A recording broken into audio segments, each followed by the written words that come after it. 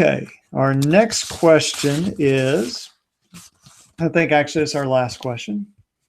Can I be garnished in a state other than where the judgment was entered?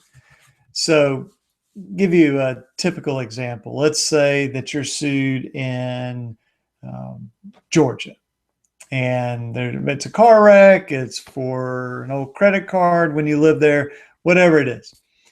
And they get the $5,000 judgment against you.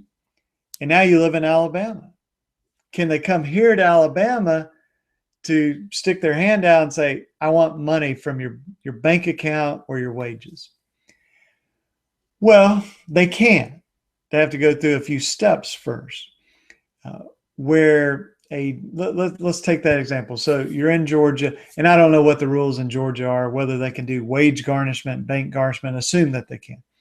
They get a judgment against you in Georgia, then yeah, they can garnish your wages in Georgia and not valid here. They have to do something called domesticate the judgment. So what they do is they say, hey, Alabama court, over here in Georgia, we have a judgment, and now we're bringing it here for you, in essence, to bless it or to say, yes, this is now valid in Alabama. It's usually not a real in-depth process. There are some defenses, some arguments you can make. Maybe you didn't get served over here, and it gets a little complicated. Do you go fight that over here in Georgia, or do you fight it here in Alabama? Different strategies based on exactly what's happened. But the point is, they get that judgment out of state, they can, if they jump through the proper hoops, go through the procedures, they can garnish that here in Alabama.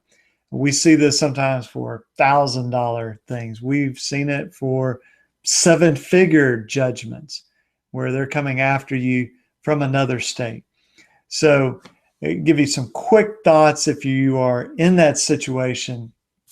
I would definitely recommend, figure out what happened in that other state.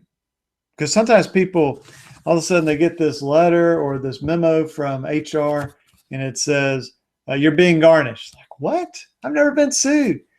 And then they, find out it's something in Georgia, and they call a court in Georgia and go, oh yeah, you were sued 6 years ago and we got a judgment against you. You're like, I've never been sued in Georgia. I never got served with the papers. So you do have to look at that to make sure it's a valid judgment. But assuming it's a valid judgment, then yes, they can take it from Georgia to Alabama, vice versa. Hope that that's been helpful to you.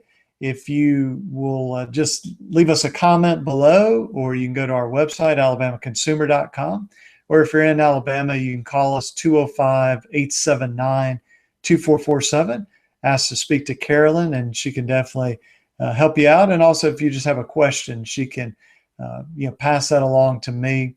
And what we do, just so I can explain about calling Carolyn, when you call the firm, a receptionist will answer. Just ask for Carolyn. She does all of our phone work, so we try to kind of protect Carolyn from having to deal with court issues and drafting documents and things like that, so that she is completely available for talking on the phone. So whether that's a potential client or an existing client, we have clients from 5 years ago that come back to us.